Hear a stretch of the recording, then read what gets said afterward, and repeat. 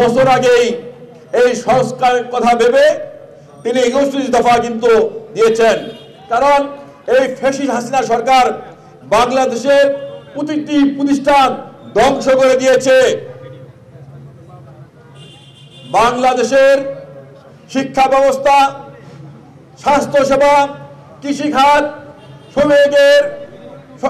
শ্রমিক সংগঠন অবস্থা, শ্রমিক এলাকা, আন্তর্জাতিক রাজনৈতিক অবস্থা, সব ব্যবস্থা কিন্তু এই গত সরকার ধ্বংস করে দিয়েছে। সেটা চিন্তা করেই কিন্তু আমাদের নেতা তারেক রহমান 31 দফা দিয়েছেন। সাংস্কৃতিক সংস্থা সবসময় দেশ ও জাতির স্বার্থে কাজ করে আসছে। আমরা বিশ্বাস করি বাংলাদেশকে একটি উন্নত, আত্মনির্ভরশীল ও সমৃদ্ধশালী রাষ্ট্রে পরিণত করতে আমাদের সামনে সুস্পষ্ট লক্ষ্য জরুরি। এই লক্ষ্যে বাংলাদেশ মেরামতের 31 দফা এক যুগান্তকারী রূপরেখা হিসাবে কাজ করতে পারে। পাক হানাদার বাহিনীর মতো একটি বাহিনী বাংলাদেশকে তিলে তিলে নষ্ট করে দিয়েছিল, আবার নষ্ট করে দিয়েছিল বাংলাদেশের রাষ্ট্র ব্যবস্থা, রাষ্ট্রের অবকাঠামো। সেই কাঠামোকে বুকে ধারণ করে সদর লন্ডনে বসে আমার নেতা তারেক রহমান এই রাষ্ট্রকে আবার মেরামতের জন্য এই 31 দফা আপনাদের মাঝে দিয়েছেন। আপনাদেরকে এই 31 দফা পড়তে হবে, 31 দফা জানতে হবে, 31 দফা সাধারণ মানুষের কাছে পৌঁছে দিতে হবে। বর্তমান যে অন্তর্বর্তীকালীন সরকার আছে, এই সরকার অনতিবিলম্বে একটি সুষ্ঠু নির্বাচনের মাধ্যমে নির্বাচিত সরকারের হাতে ক্ষমতা দিবে এবং জনগণ যদি ভোট দিতে পারে, ইনশাআল্লাহ আমরা বিশ্বাস করি দেশনেত্রী বেগম খালেদা জিয়া, তারেক রহমান, শহীদ রাষ্ট্রপতি জিয়াউর রহমান দলকে, বিএনপিকে জনগণ ক্ষমতায় বসাবে এবং এই দেশ থেকে দুর্নীতি মুক্ত হবে, বেশিবাদ মুক্ত হবে এবং বাংলাদেশ একটি সুন্দর গণতান্ত্রিক দেশ হিসেবে প্রতিষ্ঠিত হবে।